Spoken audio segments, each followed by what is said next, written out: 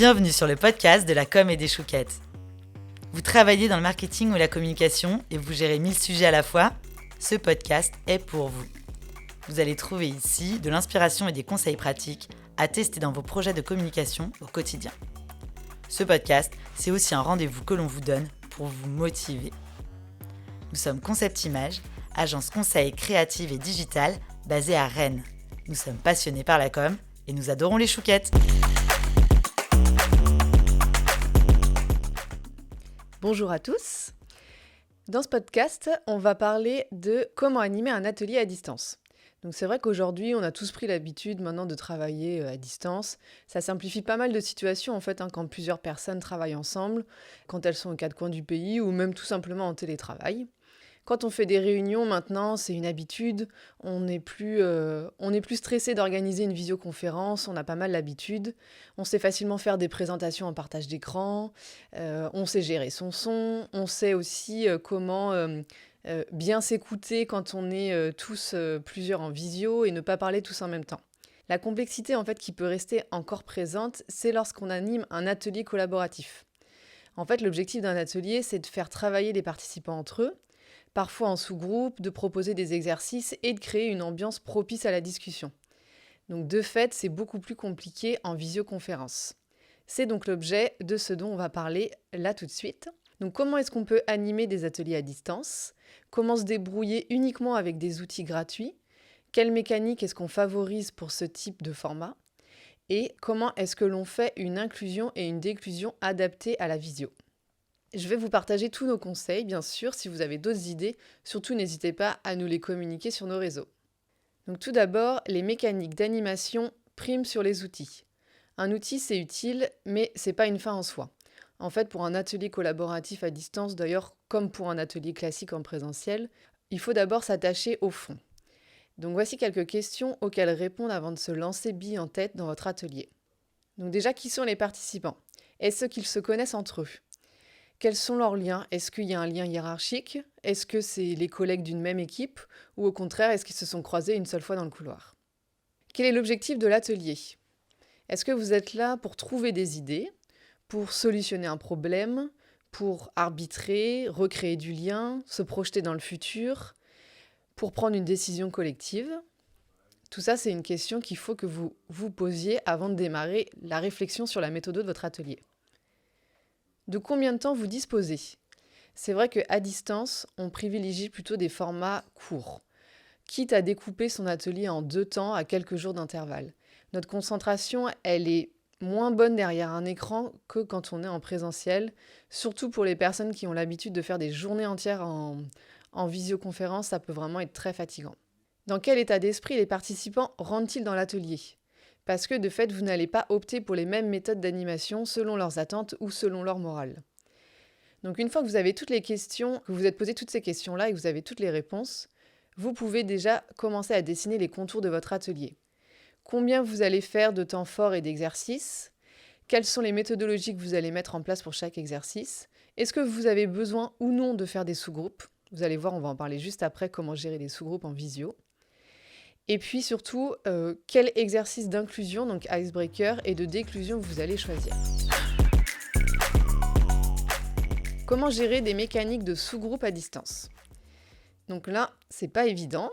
En présentiel, c'est simple, vous utilisez 2 salles ou alors vous utilisez 2 parties de votre salle. Mais en visioconférence, ça peut être un petit peu plus compliqué. Zoom, que vous connaissez sûrement, c'est parmi les premiers qu'on a commencé à utiliser, lui propose justement la création de sous-groupes en différentes salles. C'est le terme qu'ils utilisent. Vous pouvez les constituer dès que les participants se connectent. Et en fait, c'est l'animateur, donc l'hôte de la réunion, qui va les faire passer dans une salle et qui va aussi les faire revenir dans la salle. Les participants, eux, ils n'ont rien à faire, ils ont juste à se laisser porter. Vous pouvez aussi définir un temps limité pour chaque salle et donc pour les travaux en sous-groupe. Il y a un chrono qui va s'afficher, en fait. Ça peut être un petit peu stressant, mais c'est vrai que c'est quand même pas mal utile pour maîtriser le temps. Et puis, en fait, à la fin du chrono, les participants vont être automatiquement rebasculés dans la visio principale. Pour ça, par contre, il faut un compte payant. C'est peut-être le petit inconvénient. L'alternative gratuite, c'est que vous pouvez créer plusieurs visios en amont avec un outil totalement gratuit. C'est une autre logistique, disons qu'il faut bien anticiper avec vos participants. Donc là, c'est vrai que ça peut être pas mal d'avoir un animateur par sous-groupe qui veillera bien à tenir le timing. Et puis, pour que les participants ne soient pas perdus, vous pouvez leur envoyer l'ordre du jour en amont avec les liens vers la différente visio. Vous pouvez aussi utiliser l'espace commentaire de votre outil où vous allez pouvoir demander à une partie des participants de se connecter dorénavant sur cette visio. C'est vraiment important de bien cadrer en amont parce que moi, ça m'est déjà arrivé de faire cet exercice et j'ai perdu un participant entre deux visios, c'est-à-dire qu'il était dans le sous-groupe et il n'est jamais revenu dans la visio principale.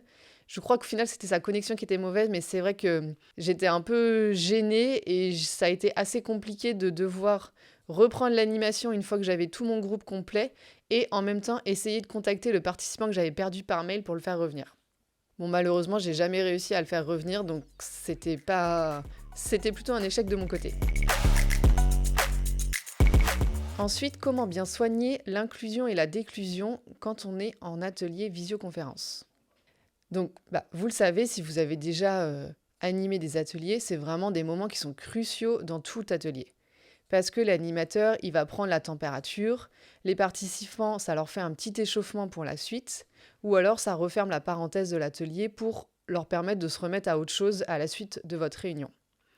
Pour l'inclusion, c'est vrai qu'on aime bien se mettre en mouvement, mais physiquement. Ça marche bien en présentiel. Donc comment le faire en distanciel ?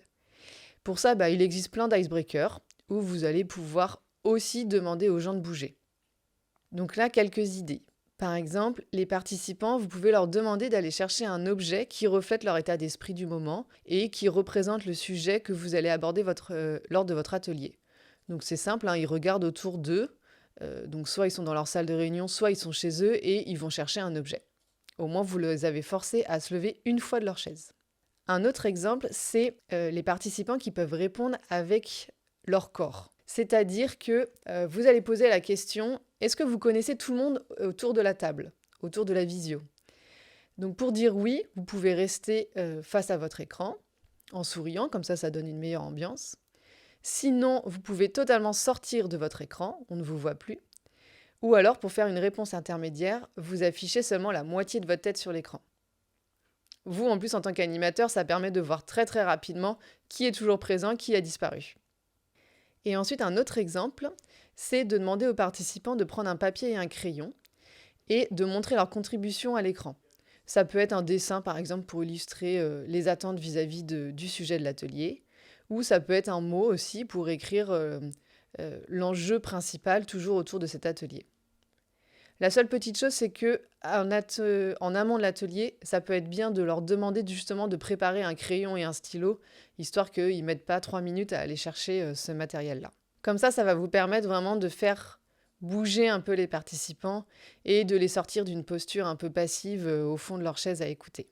Et puis surtout, un point très important avant de lancer l'inclusion, ça peut être intéressant d'ajouter une petite intro spéciale visio. On coupe la messagerie interne, on coupe les emails, on coupe le calendrier pour éviter les rappels et idéalement on coupe les téléphones. Comme ça vous assure que les personnes qui ne sont pas dans la même salle que vous soient quand même 100% dispo pour le temps que vous allez passer ensemble.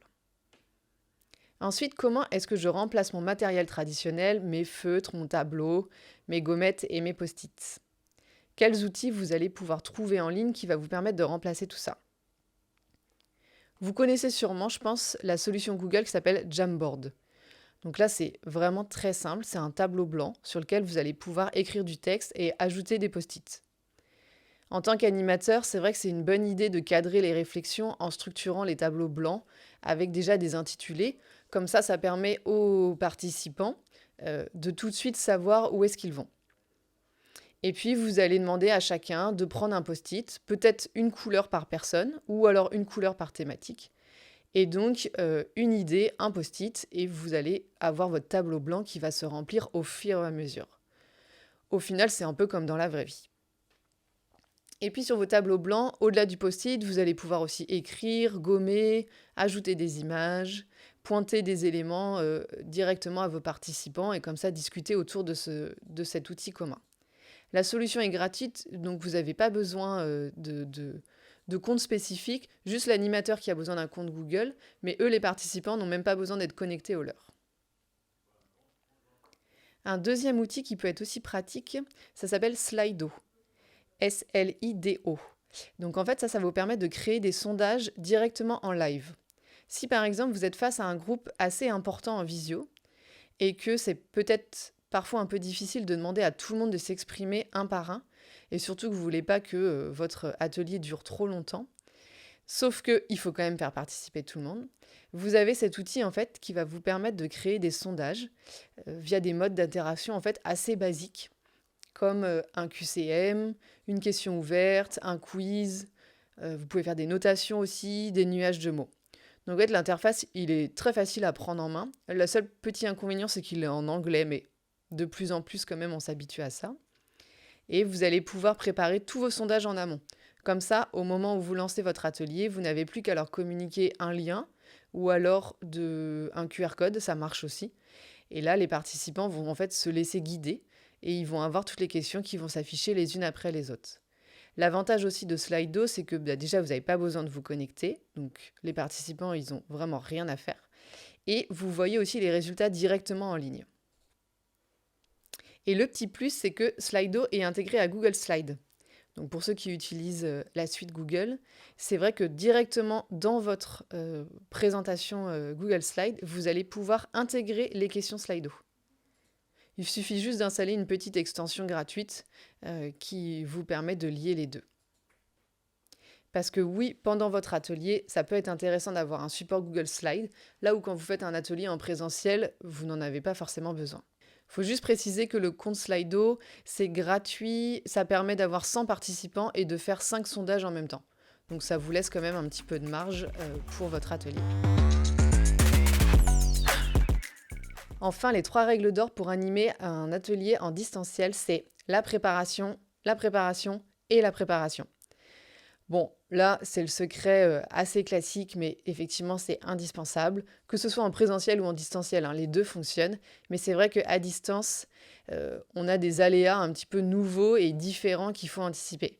Le plus gros, c'est clairement la technique, que ce soit chez vous ou chez les participants, d'avoir une bonne connexion Internet, d'avoir une webcam quand même de qualité, surtout un son de qualité. D'envisager que peut-être vous aurez des participants qui auront une très mauvaise connexion et que pour justement leur participation, ça risque d'être un petit peu compliqué. Vous pouvez aussi avoir des participants pour qui c'est difficile de maîtriser des outils. On parlait tout à l'heure de Jamboard. En soi, c'est pas trop compliqué, mais je vous recommande vraiment d'expliquer très clairement vos consignes, peut-être même de faire un petit exercice d'échauffement, de démarrage un petit peu pour s'assurer qu'ils ont bien compris comment mettre un post-it sur Jamboard. Et comme ça va vous permettre d'assurer que quand vous serez vraiment dans votre atelier, ils auront bien compris le fonctionnement. Une autre difficulté aussi, c'est que vous n'allez pas pouvoir analyser le non-verbal. Et il faut bien veiller à maîtriser la distribution et le temps de parole entre chaque participant. Forcément, la discussion va être moins fluide que quand vous êtes tous autour d'une même table.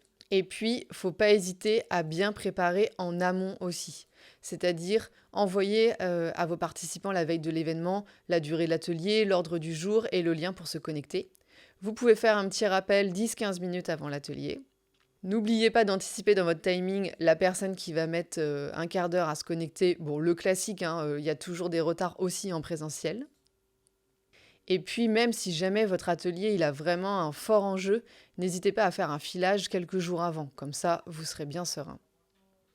Si vous pouvez, là c'est vraiment la cerise sur le gâteau, vous pouvez vous entourer aussi d'assistants pour l'animation. Justement, vous pouvez peut-être avoir un collègue qui peut faire la hotline technique. Si jamais vraiment vous avez un atelier où l'enjeu est très fort, que c'est aussi compliqué pour vous de tout faire et que vous avez peut-être 10-15 participants, que vous savez que ça va être compliqué pour certains participants de se connecter, etc., vous pouvez peut-être nommer un collègue qui sera le contact technique et qui justement gérera toutes ces petites pétouilles. Comme ça, vous allez pouvoir vous concentrer sur l'animation et intégrer les personnes au fur et à mesure si jamais elles mettent un petit peu de temps à arriver. Vous pouvez aussi avoir des personnes qui vont vous aider à gérer le temps et à prendre des notes. Bon, ça, c'est vraiment le top du top. Mais en vrai, si vous arrivez, vous tout seul, à tout maîtriser, bravo, vraiment chapeau. En conclusion, j'ajouterais juste un petit retour d'expérience sur un cas spécifique. C'est quand vous avez un peu de personnes en présentiel et un peu de personnes en distanciel. comment est-ce qu'on fait ce format un peu hybride? Honnêtement, c'est vraiment assez compliqué. Je crois que j'ai pas encore trouvé la solution miracle parce que c'est vraiment difficile de donner le même temps de parole à chacun et de créer une énergie commune entre des personnes qui sont physiquement présentes et des personnes qui sont de fait un peu plus éloignées. Éventuellement, si vous n'avez qu'une personne en distanciel, c'est un petit peu plus facile de l'intégrer parce que vous allez pouvoir lui donner donc la parole régulièrement. Et puis, ce qui peut être bien, c'est d'être dans une salle de réunion sur laquelle vous avez un grand écran, de faire que cet écran diffuse le visage de la personne et qu'elle soit presque un peu autour de la table, comme si c'était vraiment un participant physiquement présent. Et puis c'est important aussi que la personne en distanciel, elle voit tout le groupe et pas seulement la tête de l'animateur. Donc voilà pour tous nos conseils, j'espère que vous avez appris des petites astuces qui vous seront pertinentes. Je profite pour remercier les collègues qui s'occupent de l'enregistrement, du montage et de la diffusion des podcasts. C'est vraiment un exercice qui est plutôt sympa à faire, on s'amuse bien. Donc je vous dis à très vite avec les chouquettes.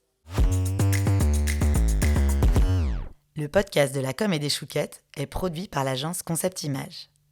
Si comme nous, vous êtes fan de communication et de chouquettes, enregistrez ce podcast dans vos favoris et mettez-lui des étoiles sur votre plateforme d'écoute. Et pour assurer votre prochaine pause chouquette, inscrivez-vous à la newsletter Concept Image sur notre site www.concept-image.fr. Vous serez alerté à la sortie de chaque épisode et serez invité en prime à nos webinaires mensuels de la com et des chouquettes.